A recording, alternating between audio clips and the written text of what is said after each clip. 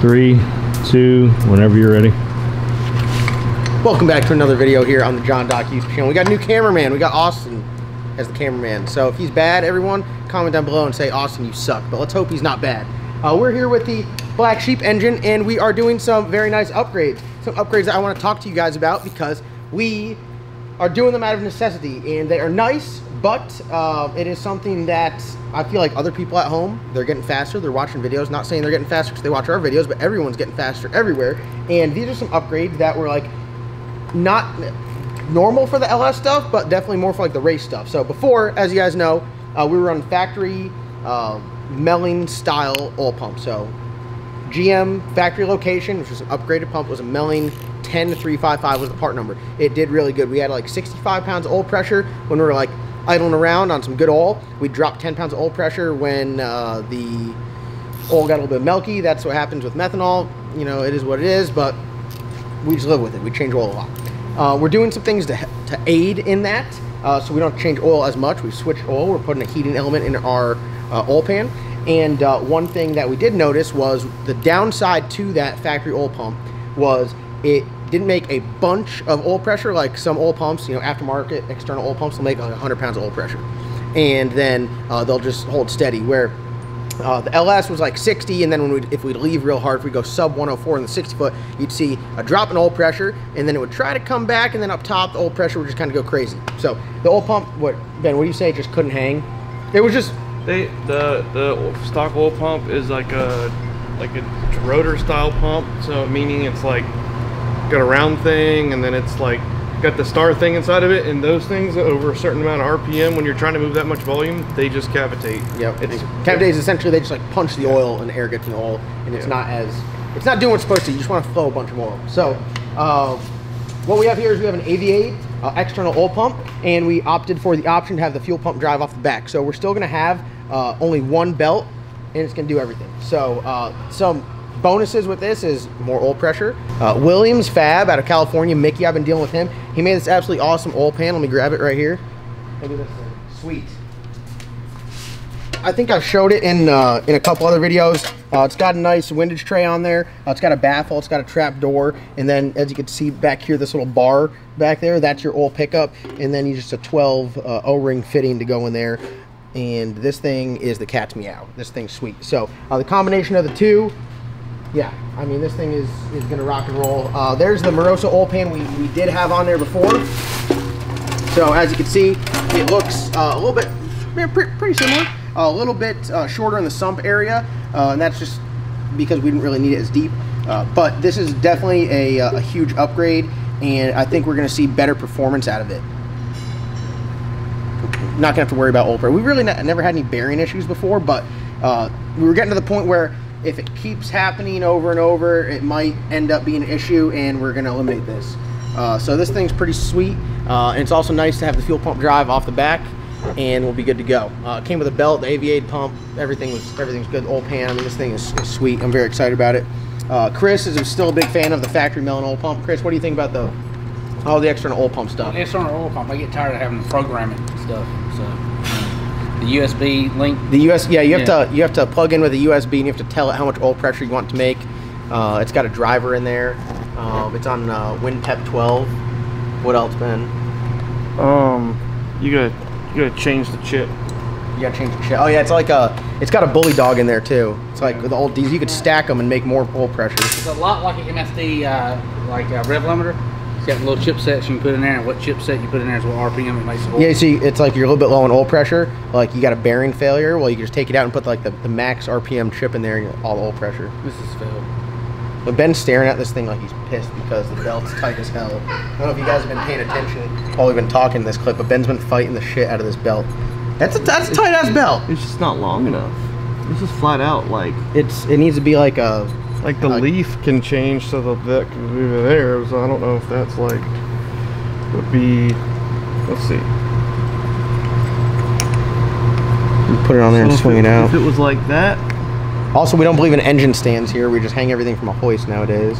This stuff is really nice, though. I will say, it came very complete. It has the Aviade pump. I tried to put it on there first without this little build adapter, and it didn't line up. And I called Matt, and I was like, hey, this old pump you sold me is a piece of shit. And then he's like, actually, no, it's not. You're an idiot.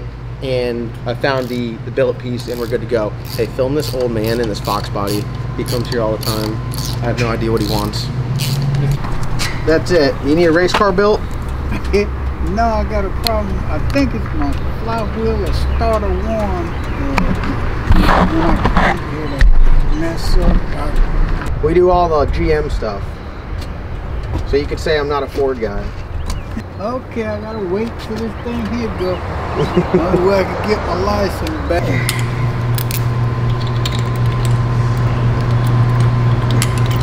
Shit, my bad. I don't think she's happy there, bud. Yeah. Hold on, let me scoot it back. Just a hair. The swinging engine doesn't make it any easier. Yeah. Oh, I got it. Hold on, give me that right here. Alright. Make sure it's not crop straight. It looks straight. It does look kind of straight. It just goes slow. Yeah, it's down. It doesn't feel cross-threaded.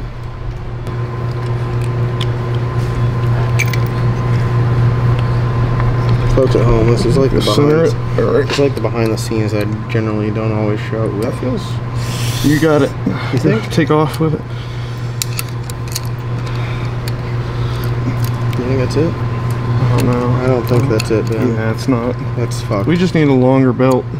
Alright, so it is later in the evening. We got all the floor laid down, so it's looking pretty good here in the shop. Got a lot of cleanup to do still, but we're making progress. Back here with the Black Sheep engine, obviously it's not in the car yet. The game plan tomorrow is to get the new transmission for it in the car, get the engine in the car, and the torque converter is somewhere around here. We put together a new stator and everything, get that in the car. So get the drive line in there, put the drive shaft in there, and be good to go.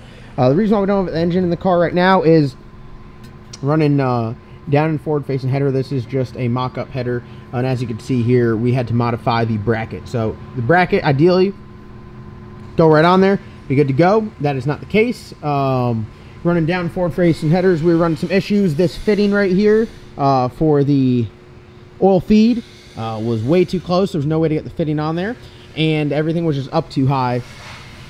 So we're dropping it down. We have to make a bracket tomorrow. This is just for mock-up purposes. We're gonna get a piece of like flat stock steel, and we're gonna drop this bolt hole down. This is like 1.5 inches. We're gonna drop down another 1.5 inches, so it's gonna sit a little bit lower. That does two things. One, it gives us more room here because originally the header was hitting the cog drive. So we're gonna lower that.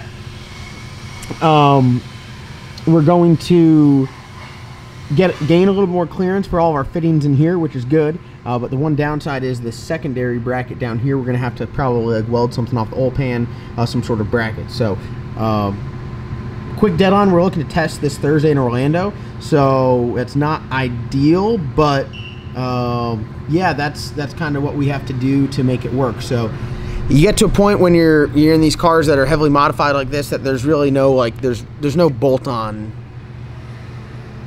part for this. There's not like an oil pump part that has a fuel pump drive off the back that'll clear a down and forward facing header. You have to make it yourself. And this is why if it was easy and everything was bolt-on, everyone would do it. So this definitely requires some work more than we intended. We were hoping as it was going on there, I was like, damn, this is like, you probably saw how excited I was, like, damn, this thing is going on there that easy. Like, this can be great. We're gonna slap that thing together, be pow, good to go.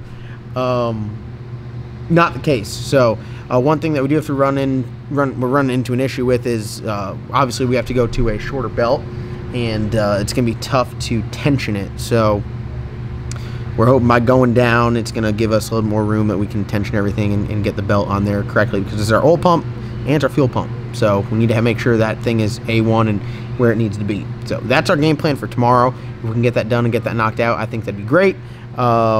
We got parts rolling in from Joe, all the polished stuff, which is going to look absolutely sick. We got a new turbo from Jose, which isn't going to be on there just at this point in time.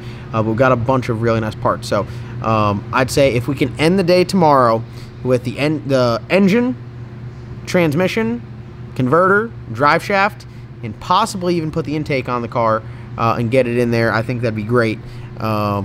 But it's gonna be tough. It's gonna be a lot of work. So Ben and I are gonna be in here with Logan, and possibly even recruiting Phil to help out. So we'll see what we can do, see if we can make it happen, and fingers crossed we can get it done. So that's the plan. Thank you guys so much for watching. Comment, subscribe. If you guys have any recommendations or anything, just let me know. Drop them in the comments below. Love to have a conversation. And some more racing action. Yes, I know we're going to test and tune champs. We got to start the year off strong if we want to be the test and tune champs again this year. So that's our game plan. We're going to be testing everywhere. So thank you guys so much for watching. Comment, subscribe. We'll see you guys in tomorrow's upload.